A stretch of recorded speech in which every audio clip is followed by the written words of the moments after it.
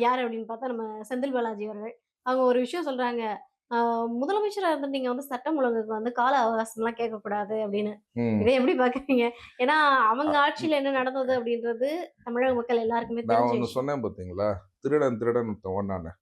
திருடனே ஓகேங்களா? திருடன் திருடன் தான். திருடன் திருடன்னு இன்னொருத்தன காட்டிட்டு விரல காட்டிட்டு கண்டிப்பா, ஓடுவாய்ங்க கண்டிப்பா. அப்படின்னு. ம். அந்த முதல் திருடனே செந்தில் பாலாஜி தான்.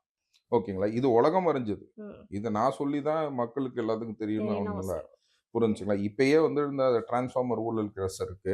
ஆமா. இப்ப ஈபில வந்து பார்த்தீங்கன்னா, இன்னைக்கு 18 hard hard disk miss disk வந்து ஆயிருக்கு. மிஸ்ஸிங் ஆயிருக்கு. புரிஞ்சுங்களா? இதுக்கு பின்னாடி யார் இருப்பாங்கங்கிறதும் நமக்கு தெரியுது. கண்டிப்பா. புரிஞ்சுங்களா? ஸோ உனக்கு வந்து நீ ஊடுருவி வச்சிருக்க. அதாவது நம்ம ஊர பொறுத்தவரைக்கும் லஞ்சம், ஊழல், லாவணியம் வந்து எப்படி இருக்குது அப்படின்னு கேட்டீங்கன்னா, டூ த கிரேட்டஸ்ட் கார்பேஜ் மாரி இருக்குது. ஒரு சாக்கடை வந்து நீங்க சுத்தம் பண்ணணும்னா, நீங்க வந்து ஒரு மனிதர் வந்து நம்ம ஷூ போட்டிருக்கோம்.